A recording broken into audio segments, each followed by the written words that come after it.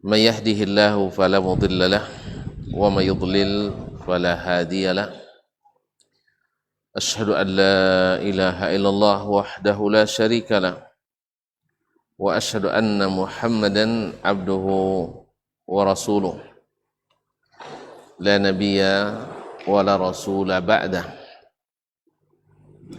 يا أيها الذين آمنوا اتقوا الله حق تقاته ولا تموتن إلا وأنتم مسلمون يا أيها الناس اتقوا ربكم الذي خلقكم من نفس واحدة وخلق منها زوجها وبث منهما رجالا كثيرا ونساء واتقوا الله الذي تساءلون به والأرحام إن الله كان عليكم رقيبا يا أيها الذين آمنوا اتقوا الله وقولوا قولا سديدا يصلح لكم أعمالكم ويغفر لكم ذنوبكم ومن يطع الله ورسوله فقد فاز فوزا عظيما أما بعد فإن أصدق الحديث كتاب الله وخير الحدي هدي محمد صلى الله عليه وسلم وشر الأمور محدثاتها وكل محدثة بدعة وكل بدعة ضلالة وكل ضلالة في النار معاشر المسلمين معاشر المسلمات الحاضرين والحاضرات والمشاهدين والمشاهدات jemaah salat maghrib dan insyaallah isya di Masjid Utsman Ibn Affan radhiyallahu anhu Bukit Sendayan Kampar Utara yang saya muliakan, yang saya hormati, yang saya cintai. Bersyukur kita kepada Allah Subhanahu wa taala pada kesempatan yang baik ini kita berada di tempat yang baik ini. Mudah-mudahan dengan niat yang baik bersama orang-orang baik untuk berbuat baik sehingga kita mendapatkan balasan yang baik dari Allah yang maha baik. Mudah-mudahan syukur kita dibalas Allah dengan nikmat yang sentiasa bertambah, baik kualitas maupun kuantitas maupun kualitas, sehingga membuat kita selalu bersyukur kepadanya dalam segala keadaan dan situasi. Ma'asyiral muslimin, ma'asyiral muslimat yang dirahmati Allah Subhanahu wa taala. Selanjutnya selawat beriring salam sama-sama kita sampaikan, kita doakan untuk Nabi besar junjungan alam, Nabi kita Sayyiduna Muhammad sallallahu alaihi wasallam, para ahlu baitnya, para sahabat, para tabi'in dan siapapun yang setia mengikutinya sampai hari berbangkit nanti. Semoga kita termasuk di antaranya, amin ya rabbal alamin. Ma'asyiral kiram, melanjutkan kaji kita bersama Imam Al-Bukhari melalui kitabnya Al-Jami' As-Sahih. Terakhir kita kemarin masih dalam Kitabul Wudu, bab yang ke-42 tentang babu mashir ra'si marrah, yaitu mengusap kepala itu satu kali. Dan kita sudah sebutkan tentang sifat wudu Nabi SAW dalam bab ini yang disampaikan oleh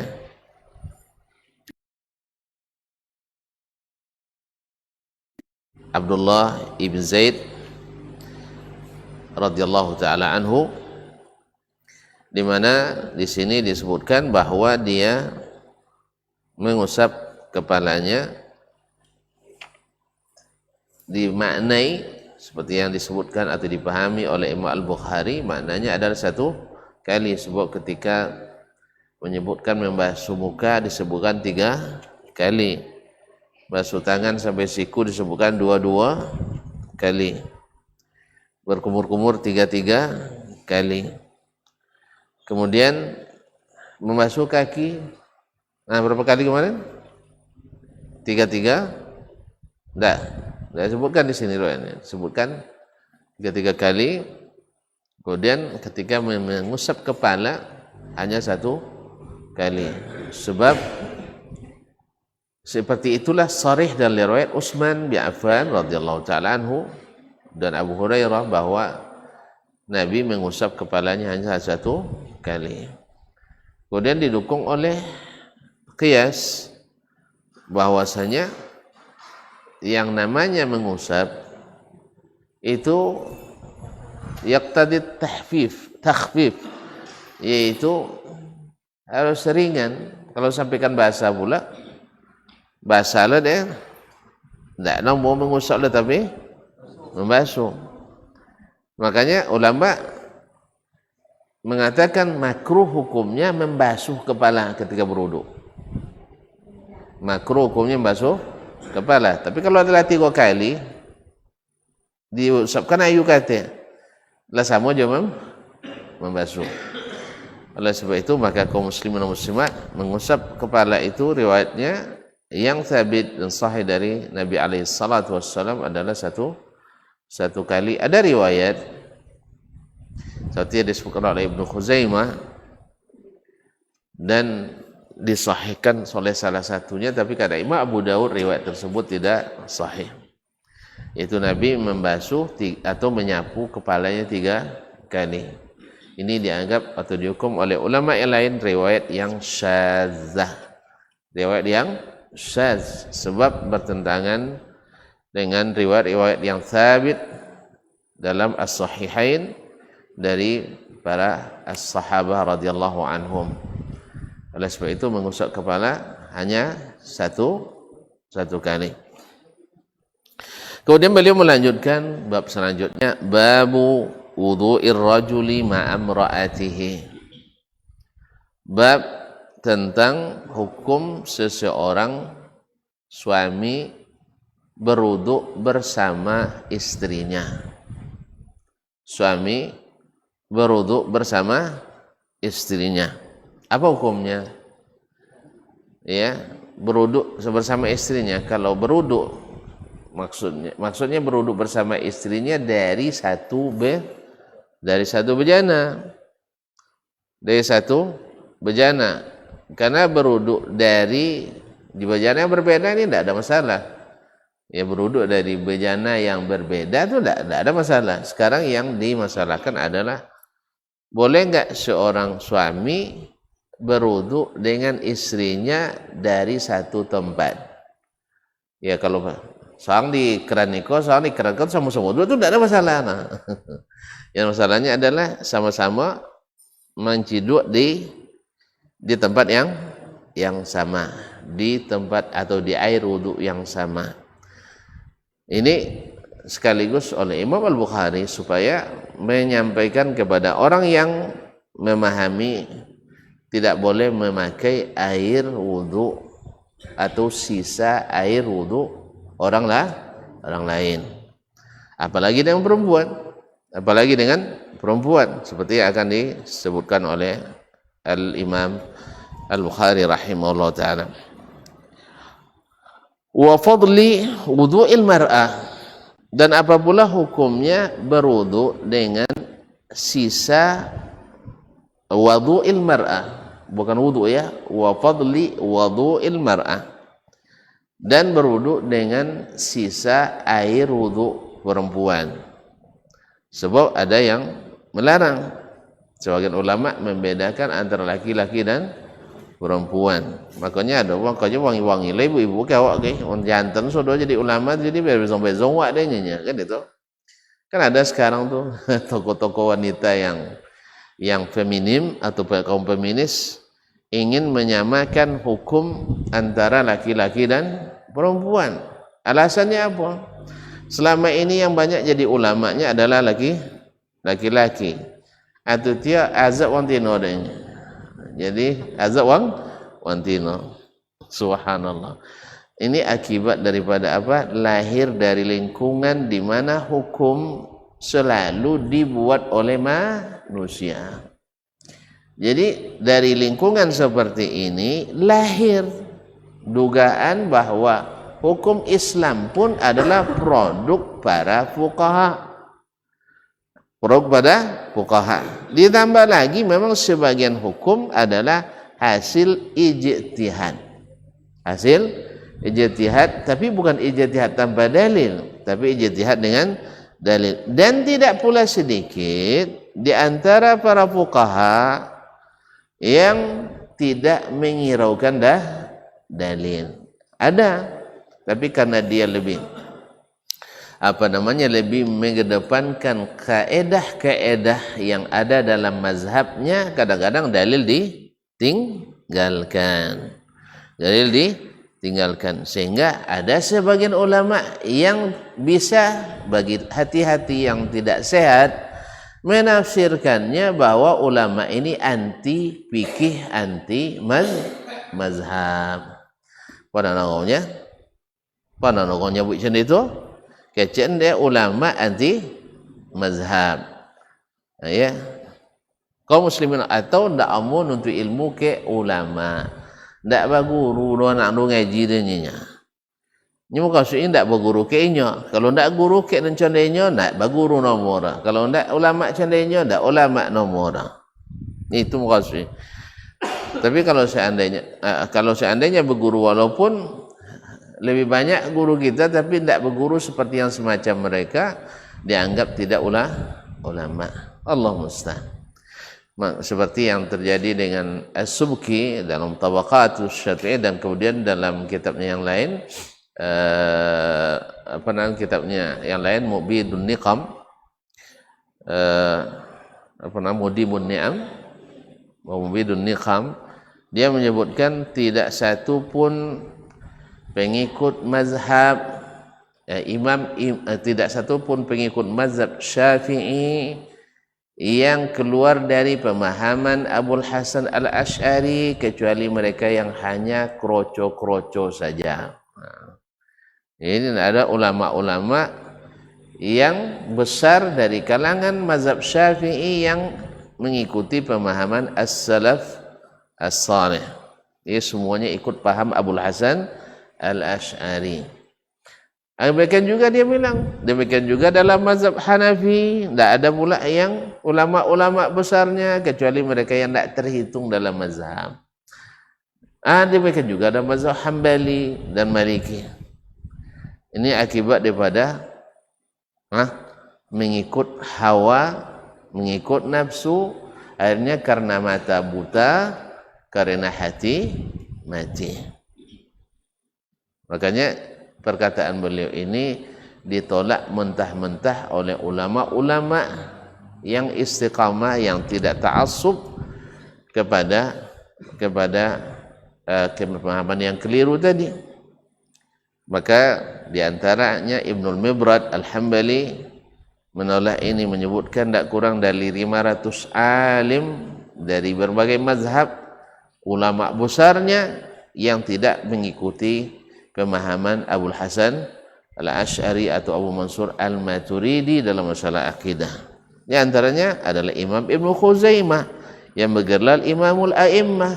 Di antaranya adalah Imamul Daraqutni, Imamul Ilalil Hadis. Di antaranya adalah Abu Zur'ah, Abu karena ini kan lebih dulu dari Abul Hasan rahimahullah ta'ala.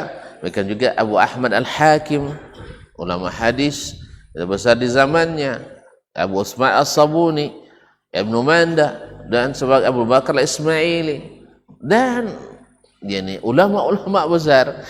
Ya, kalau seandainya hidup suki, kalau dia ada malu, dia malu dia tuh.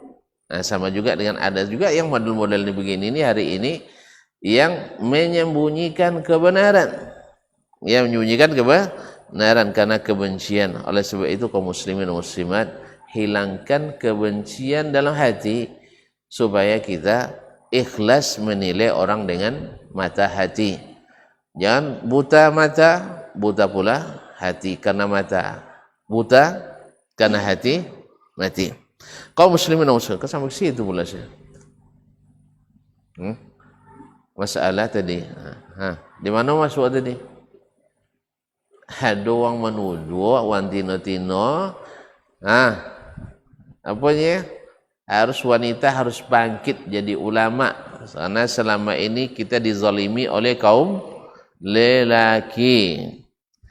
Itu nak menandingi lahnya diboleh jadian jadi ulama ni bisa diposong-posong tuan-tuan. Kalau SK ulama bisanya, tapi kalau untuk jadi ulama tu tak bisa dipaksa-paksakan. Memang harus belajar menghabiskan waktu banyak. Dan sebenarnya mereka yang kurang baca sebenarnya banyak ulama wanita yang juga berfatwa sama dengan yang difatwakan oleh ulama laki tersebut. Di mana mereka belajar tentang masalah khas wanita kalau bukan dari istri-istri Nabi sallallahu alaihi wasallam.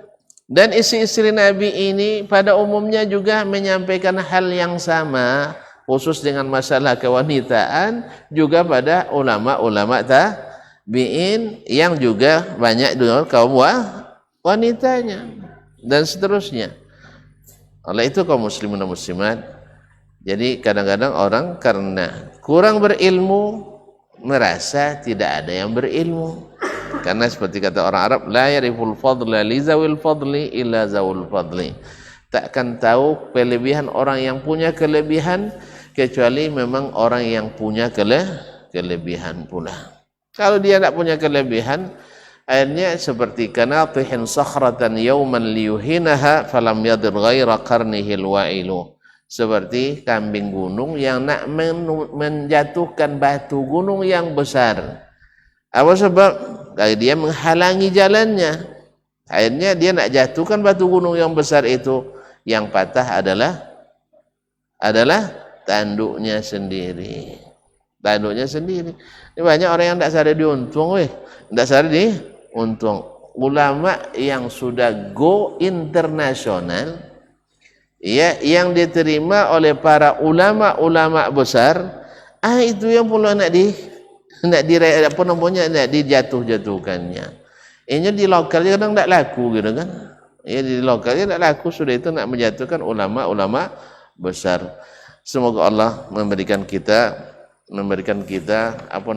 perasaan sadar diuntung. Allah musta'an. Taib wa fadlah wudu'il mar'ah, dan air atau sisa air wudu perempuan boleh dipakai atau tidak. Imam Al-Bukhari rahimahullah dari judul ini menunjukkan bahwa dia faqih, bahwa dia paham bahwa itu boleh digunakan.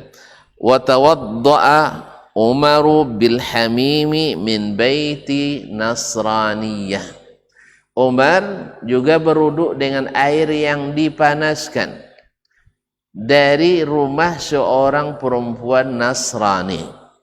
Jadi air yang dihangatkan, air yang dipanaskan diambil dari rumah seorang perempuan Nasrani. Nasrani apa? Yang beragama Kristen. Berarti boleh kita ngambil air di rumah orang non-muslim? Biayu nak boleh? Boleh apa tak? Boleh tak? Tak ada halal ayu di rumah orang kafir. Aja? Boleh minum ayu di rumah orang tak Islam. Sebab yang kafir orangnya juga. Yang Islam boleh. Boleh apa tak? Ya boleh tak? Jadi dia ambil air yang dipanaskan dari rumah seorang perempuan Nasrani yang kenapa disebutkan oleh Imam Bukhari? Ini istinbat ajib dari Imam Bukhari. Dia ambil dari rumah seorang perempuan, dan biasanya orang dulu berwuduk dari bejananya, kalaulah berwuduk atau mengambil air dari bejana itu, kalaulah air yang dipakai oleh perempuan yang non muslim itu sendiri dari rumahnya, dari bejananya, boleh dipakai, apalagi perempuan muslimah, apalagi perempuan muslimah. Nah, qala berkata Imam Al-Bukhari rahimahullah, haddatsana Abdullah ibn Yusuf, telah menceritakan kepada kami hadis ini Abdullah ibn Yusuf. Abdullah ibn Yusuf At-Tanisi Al-Misri, thiqatun faqih. Qala akhbarana Malik. Dia berkata telah menceritakan kepada kami hadis ini Malik, yaitu Malik ibn Anas, yaitu Malik ibn Anas Abu Abdullah, imamu Daril Hijrah, imamnya ahli atau Daril Hijrah, imamnya di Madinah. Imam Malik ibn Anas rahimahullah ta'ala salah satu imam mazhab yang empat, salah satu imam mazhab yang empat. Naam. An-Nafi' dari Nafi' adalah Nafi' maula Ibni Umar, salah seorang dari 7 fuqaha Madinah di masa tabi'in. Madinah itu banyak fuqahanya di masa itu, di masa tabi'in yang paling terkenal adalah 7 orang ini. Sa'id bin Musayyib, Sulaiman ibn Yasar, Sulaiman ibn Yasar, Urwah ibn Zubair, Nafi' maula Ibni Umar, Kharijah ibn Zaid ibn al-Khattab, kemudian Abu Bakar bin Amr bin Hazm, kemudian Al-Qasim ibn Muhammad ibn Abi Bakar As-Siddiq, kemudian adalah Salim bin Abdullah ibn Umar ibn al-Khattab ala khilaf as-sabi'. Taib. An Abdullah ibn Umar, dari Abdullah ibn Umar, yakni Abdullah ibn Umar ibn al-Khattab al-Adawi, ayahnya Amirul Mukminin, dan Abdullah adalah salah satu dari 7 sahabat yang paling banyak meriwayatkan hadis dari Nabi sallallahu alaihi wasallam, min fuqaha'i as-sahabah, terhitung di antara ahli fikihnya para sahabat. Annahu qala, dia berkata, kana ar-rijalu wan nisa'u yatawadda'una fi zamani Rasulillah sallallahu alaihi wasallam jami'a. Kaum laki-laki dan kaum wanita di zaman Rasulullah sallallahu alaihi wasallam mereka sering sama-sama berwudu. Apa jar? Tonton bapisang WC. Hah? Kosan di zaman Nabi mau sama. Nah, apa aja bang? Sotun pintu le bang. Kaum muslimin dan muslimat dirahmati Allah SWT. Ulama dalam menafsirkan riwayat ini ada yang mengatakan maksudnya adalah mereka kaum laki-laki berwudu dulu di tempat itu, setelah selesai maka baru setelah itu adalah datang kaum perempuan. Tapi penafsiran ini ditolak oleh sebagian ulama karena kalimat jami'an maknanya bersama-sama.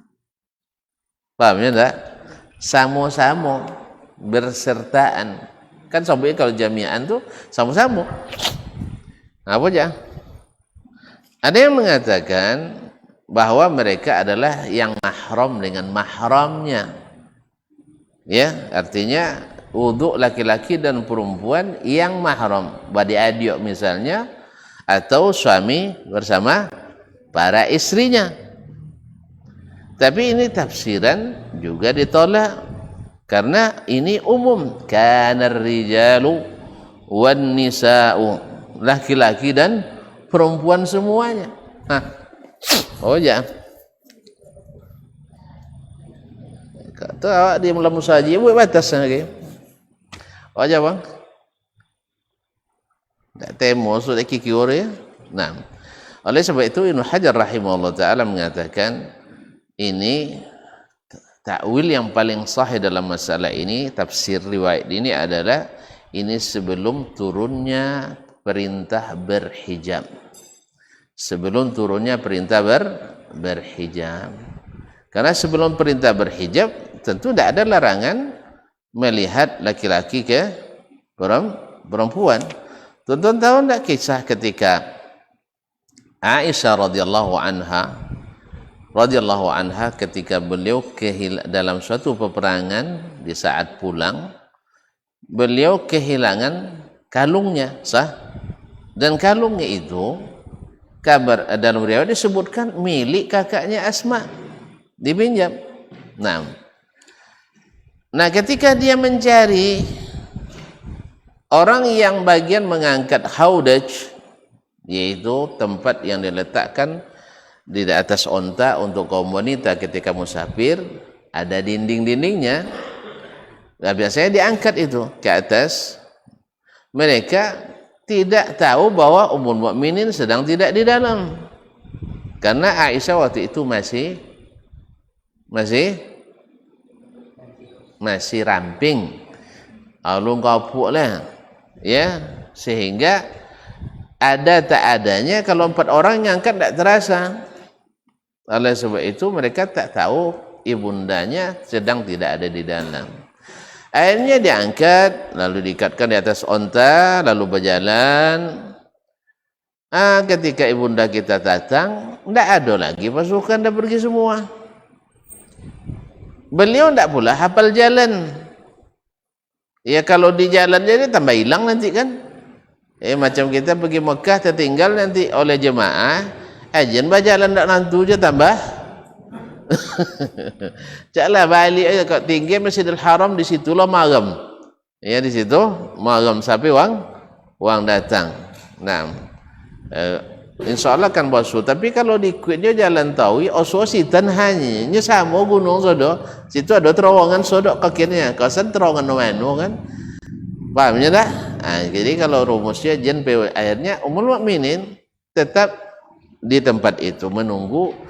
Mudah-mudahan nanti setelah mereka berhenti lagi, lalu baru diketahui ternyata beliau tertinggal. Mengharap itu.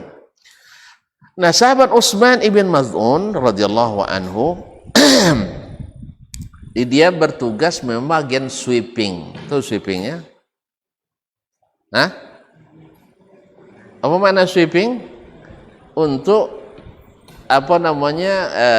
di bagian belakang men-sweeping, kalau bahasa sweeping menyapu ya. Artinya mencari atau untuk mengetahui kalau ada barang yang tertinggal atau kendaraan yang terlepas atau ada orang yang tertinggal.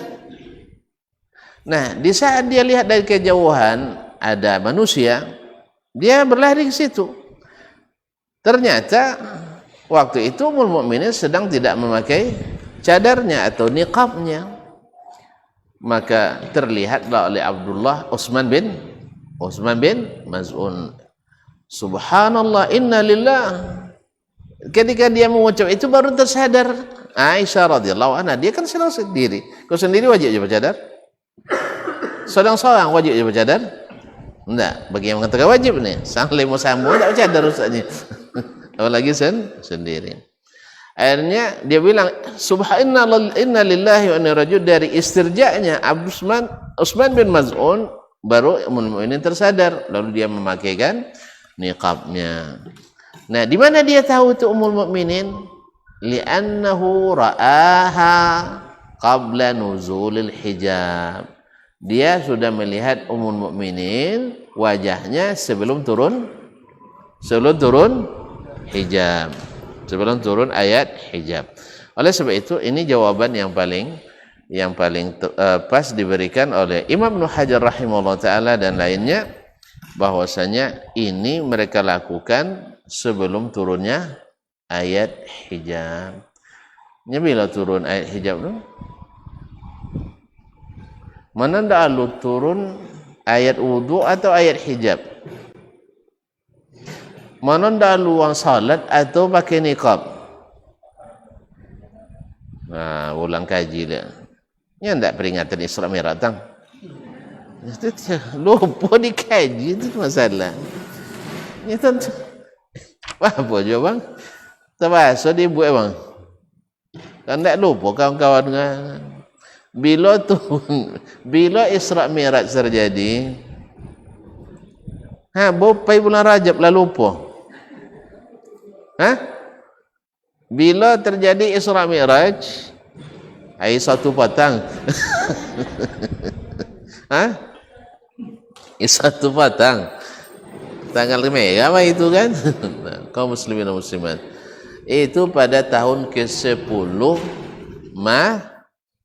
Masehi pula. Nabi lahir 571 Masehi, masa Isra Mi'raj 10. Tahun ke-10 Hijriyah, 70 Hijriyah lah tamat lah Nabi. Tahun ke-10 kenabian. Tahun ke-10 kenabian.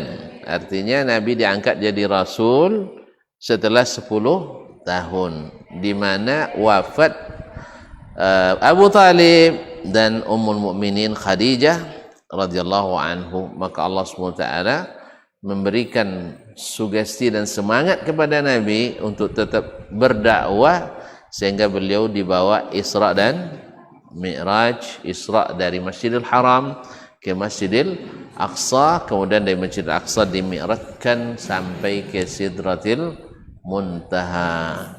Nah, berarti mana yang dulu ayat hijab daripada ayat salat? Mana dahulu umat Islam, salat dahulu atau berhijab? Salat dulu. Jadi ketika belum wajib hijab, maka mereka antara laki-laki dan perempuan, laki-laki dan perempuan tidak ada larangan untuk saling melihat. Tapi setelah ayat hijab turun, maka kita disuruh untuk wa iza sa'altumuhunna fas'aluhunna min wara'i hijab. Kalau kalian minta sesuatu kepada mereka, mintalah dari belakang hijab. Maka wajiblah setelah itu bagi perempuan untuk berhijab dari laki-laki. Nah, kalau melihat saja tidak boleh, tentu sama-sama bodoh. Lebih tidak boleh. Oleh sebab itu, tetap bang toilet dipisahkan ya. Pintu masjid dipisahkan. Karena dulu di Masjid Nabawi sendiri, pintu dipisahkan oleh Nabi.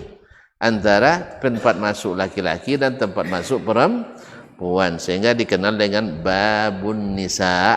Bab tempat masuknya ibu-ibu. Dan itu setelah turunnya hijab.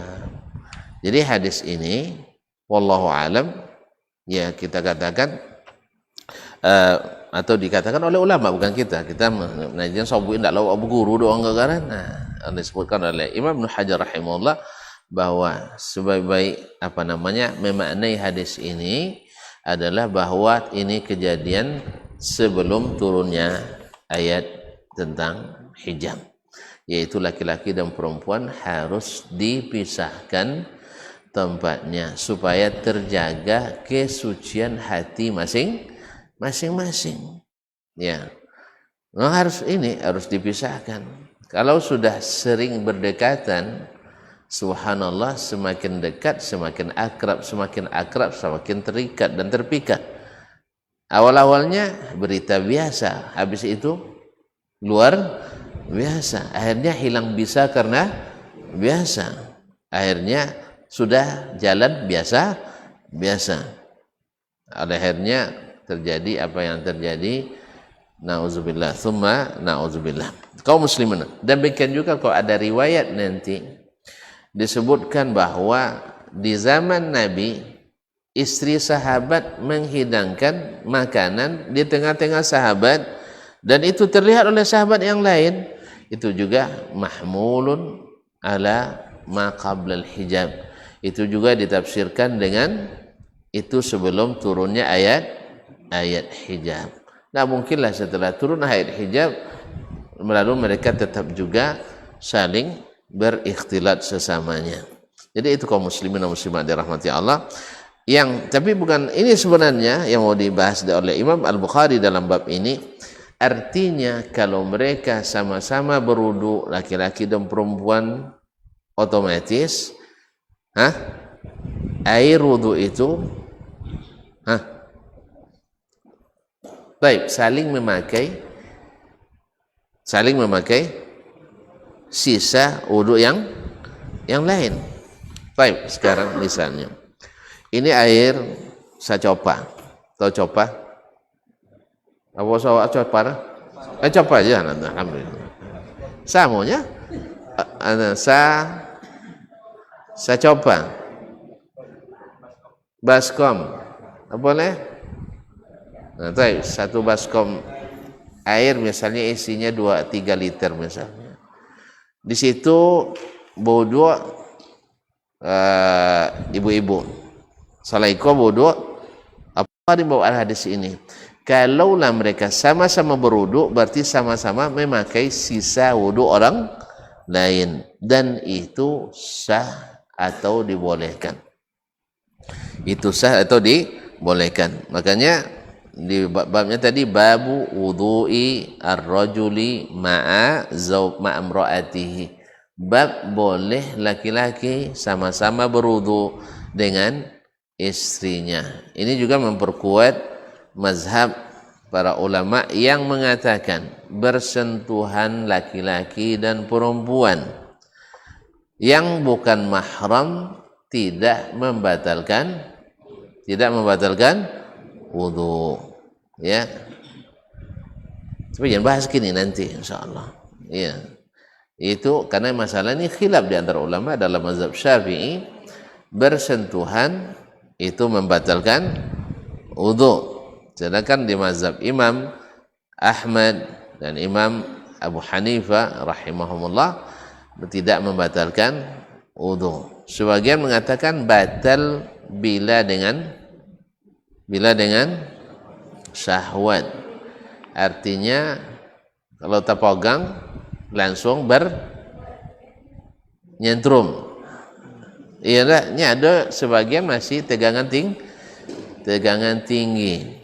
Kalau sebagian enggak, ya, sebagian enggak. Ganggang pun tangan hanya enggak etas sore. Itu tergantung. Kalau asal bersentuhan dikit langsung terpancing, maka ini jadi pegang-pegang tangan kawan-kawan, tangan bini. Tapi kalau seandainya yang sampai Nabi alaihissalam sendiri dalam hadis riwayat dari Ummu Salamah dan Aisyah radhiyallahu anhuma, Nabi berwudu kemudian menciumi istrinya lalu pergi salat dan tidak mengulang wudunya. Sebab apa? Ummul Mukminin Aisyah menafsirkan atau mengatakan, menukil kenyataan, fa innahu amlaku li arabihi minkum, karena beliau lebih bisa menahan syahwatnya daripada kalian. Itulah keistimewaan Nabi kita alaihi salatu wassalam. Nah, kalau seandainya tidak melahirkan syahwat maka ini. Tapi kalau pas berjalan terlensau, ya, tersentuh tanpa disengaja, itu tidak membatalkan. Atau misalnya bersalaman dengan istri kita sebelum berangkat sholat, itu juga tidak membatalkan wudu. Hanya dulu ketika ustadz, ada ustadz inya melihat bahwa bersentuhan dengan istri tak membatalkan wudu. Tupainya ceramah kamu saji goleh. Bini, mana duduk bini? Antu di belakang inya, ni anda. Tu tak bersinggung. Ya Syekh, ini kalau cewek bersinggung, tapi kalau bini tak dah. Pasti tersinggung sah. Pasti bersinggung atau bersentuhan. Jemaah nengok ustaz tadi masuk musaji jadi imam pula. Jadi imam tak bawa sampai di musaji dah. Apanya jemaah? Isau tak jemaah? Isau jemaah dah. Jangan lopi je ustaz jadi imam lewai tak bawa duanya dah je. Apa sebab? Jadi ini tadi pagu ini bini pinggang tadi runinya. Nah, jadi sebagian jemaah memang sangat berlebihan. Oleh sebab itu kalau mau bini suak jen disinggung. Nah, ya, jen nampak di jemaah. Kata bahasa tu ustaz bawa motor romunya. Suruh bini duduk di belakang. Beko nampak di jemaah awak nak duduk lihat dah. Sabun dia ndak asal salat. Nah, gitulah. Jadi membuat jemaah percaya itu bukan mudah. Kaum muslimin dan muslimat dihormati. Pada ustaz yang dihormatinya, ya, ustaz yang dihormatinya, ustaz yang cerita kan, ya, lah senior kita kan, itulah. Ayat itu ustaznya. Awak lah di awak nyebut tak batal, awak beri keyakinan tak batal, Akhirnya awak ndak wuduk sampai masjid, kawasan kawan lah sebut di sebut jemaah di belakangnya. Menyabut ndak lah langsung tolak dia dah. Tapi sebut-sebut di belakang. Akhirnya terpaksa dan bahas secara tuntas abau monemo sebagian besar tetap aluna mule. Apa sebab? Ndak itu kaji nenek kami dahulu donyinya. Ya asal bersinggung wang tino jawang jantan bini jo laki ulang uduk lia. Si kau ustaz pagi-pagi dah kami. Pagi-pagi dan ni anda. Jauh lo datang tentang di simpang kubu tu sampai ke Sendayan. Antu ndak percaya jemaah tu. Jadi memang dakwah tu ndak semudah yang kita bayangkan kaum muslim. Apalagi merubah hal-hal yang lebih dahsyat daripada itu keyakinan. Oleh sebab itu sebagian mengatakan sehingga mengatakan jadi sabut je ndak tentu dek masyarakat. Tu kalau ndak sabut ndak tentu selama dah kan? Kan ndak tentu selama dah. Maka disabuin. Tapi kalau ditulak jen bongi. Ni kalau tulak mabu boleh. Nak buat musajid baru dia tu kan kalau ditolak itu tak boleh. Nah, kaum muslimin muslimat dirahmati Allah SWT. Azan, baik silakan.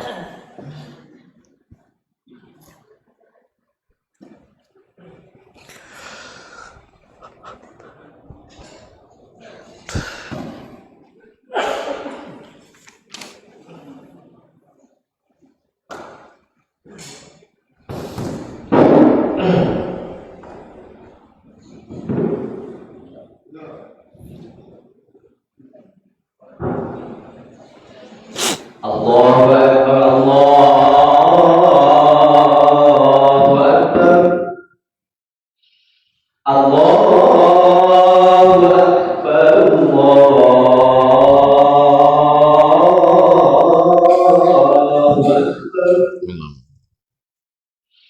Asyhadu an la ilaha illallah. Saudara. Asyhadu an la ilaha illallah.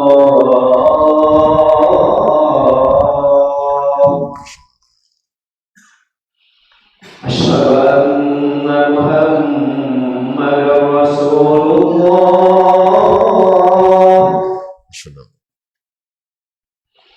Asyhadu anna Muhammadar Rasulullah.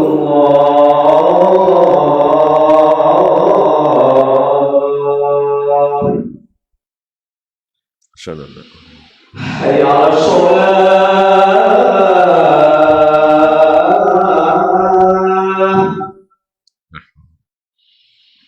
Hayya 'alas shalah.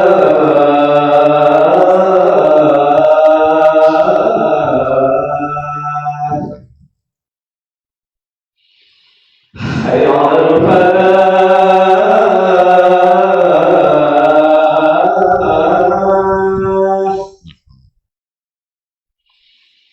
Hayya 'alal falah.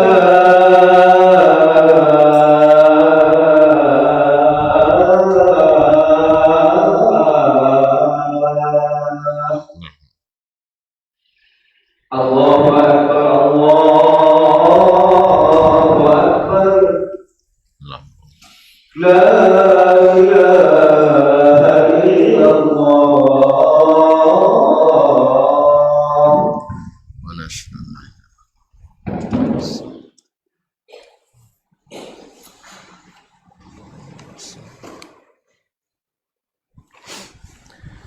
Kaum muslimin, kaum muslimat yang dirahmati Allah SWT.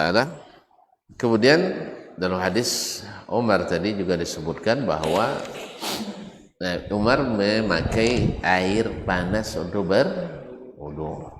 Dan ini juga disepakati oleh para ulama. Boleh memakai air yang dipanaskan. Khususnya di musim-musim dingin. Nah, khususnya di musim dingin. Boleh panaskan. Ada masalah dengan air yang dijemur, itu memang dilarang oleh Nabi SAW.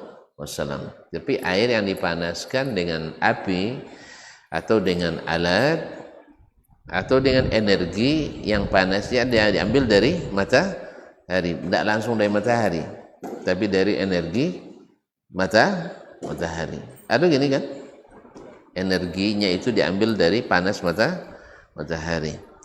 Ma'asyiral kiram dirahmati Allah, dan ini sepakat ulama mengatakan tidak ada khilafnya yang diriwayatkan kecuali dari Mujahid ibn Jabr. Mujahid ibn Jabr adalah murid dari Imam Abdullah bin Abbas radhiyallahu taala anhumah.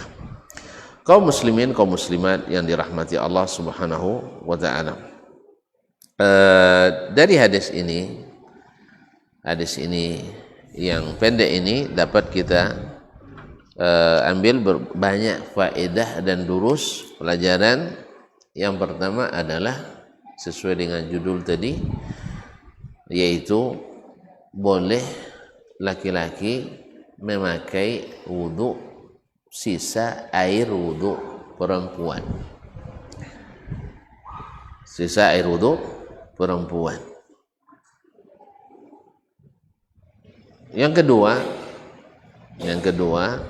boleh laki-laki dan suami dan istri sama-sama berwudu dari tempat wudu yang sama. Tapi tentu saja yang diikuti ya aturan seperti yang disebutkan dalam hadis itu, membasuh tangan di luar bejana. Jangan kau sudah mami pilado langsung masuk tangan kau kan. Enggak. Artinya memang dibersihkan tangan di luar dulu. Nah, seperti yang sesuai dengan yang diriwayatkan. Yang ketiga adalah yang pertama, sisa laki-laki boleh dipakai perempuan, sisa perempuan boleh dipakai oleh laki-laki. Yang kedua, boleh sama-sama berwudu antara suami dan istri. Yang ketiga, juga boleh memakai air sisa wudu perempuan lain sekalipun bukan istri kita, selama tidak ada najis masuk ke dalamnya, kecuali ada najis. Yang keempat, boleh memakai air yang diambil dari orang yang bukan muslim, ya, baik ahli kitab bahkan kaum musyrikin, tanpa ditanya dulu, ya kan kita tahu air bersih lalu kita ambil, maka itu dibenarkan. Kemudian bagaimana dengan air yang dipakai bersuci oleh perempuan yang junub, boleh atau tidak?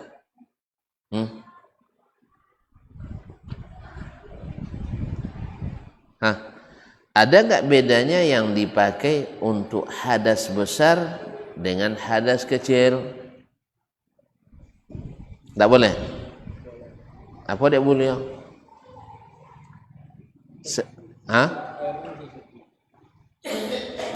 Tapi kan lah dipakai untuk apa? Hilang kesuciannya kan? Enggak. Nah, boleh sebab satu, sabit dari Nabi SAW, beliau mandi junub bersama istrinya dari satu bejana. Berarti mana yang dulu? Berarti meninggalkan sisa. Kalau istrinya dulu berarti meninggalkan sisa air mandi junub tadi. Kalau Rasul yang dulu berarti sisa Rasul dipakai oleh istrinya yang duanya dalam keadaan junub. Yang kedua dalilnya adalah di sini tidak ada istifsal, tanpa ada memperincikan. Kaidah mengatakan tarku al-istifsal fi mahalli wurud al-ihtimal yadullu ala al-umumi fil maqam. Pahamnya enggak? Yaitu meninggalkan istifsal, minta diperincikan mana yang boleh, mana yang tidak. Kan tidak ditanyakan tadi, macam apa boleh, naik boleh atau tidak? Maka ketika tidak ada itu, maka dalil berlaku umum, baik yang berhadas kecil maupun yang berhadas besar. Kemudian dari hadis ini pula juga kita dapatkan pelajaran bahwasanya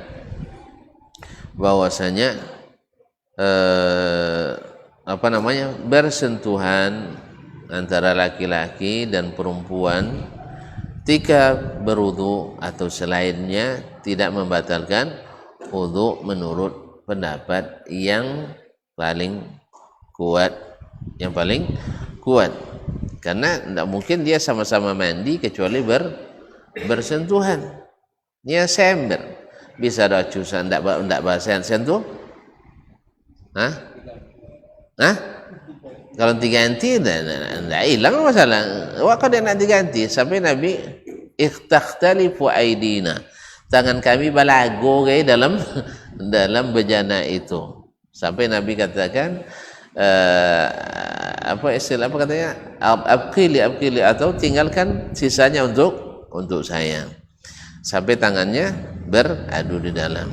Berarti yang keempat atau yang kelima atau keenam bahwasanya disyariatkan kita mandi atau berwudu bersama dengan keluarga kita, baik istri maupun yang mahram kita, itu tidak dihalangi. Wallahu taala alam. Ini diantara faedah yang terdapat dalam hadis ini. Kemudian mengambil air dari ahli kitab sudah tadi ya. Alhamdulillah. Mudah-mudahan bermanfaat. Wabillahi taufik wal hidayah. Kalau ada yang mau ditanyakan atau kita lanjutkan satu bab lagi atau kita tutup saja. Alhamdulillah. Kalau gitu kita tutup saja sampai pertemuan yang selanjutnya. Wabillahi taufiq wal hidayah wal hadi ila sawa'is sabil. Wa subhanakallah bihamdik asyhadu an la ilaha illa anta astaghfiruka wa atubu ilaik. Wassalamualaikum warahmatullahi wabarakatuh.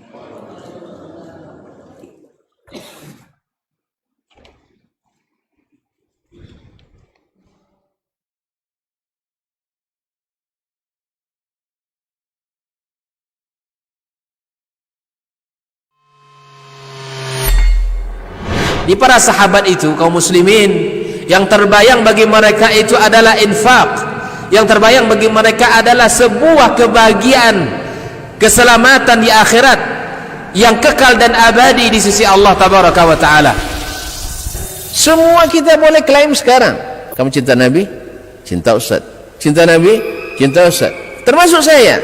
Cinta Nabi? Cinta. Dapat tahunya besok di akhirat. Maka apa kata Nabi sallallahu alaihi wasallam? Amalur rajuli biyadihi. Penghasilan yang terbaik adalah pekerjaan yang dilakukan oleh seseorang dengan tangannya sendiri. Wa kullu bai'in mabrur, dan setiap jual beli yang mabrur. Ini aktivitas ini membantu saya di akhirat atau akan menyulitkan saya di akhirat? Kalau seandainya perbuatan itu ternyata akan menyulitkan kita di akhirat kelak, tinggalkan perbuatan itu.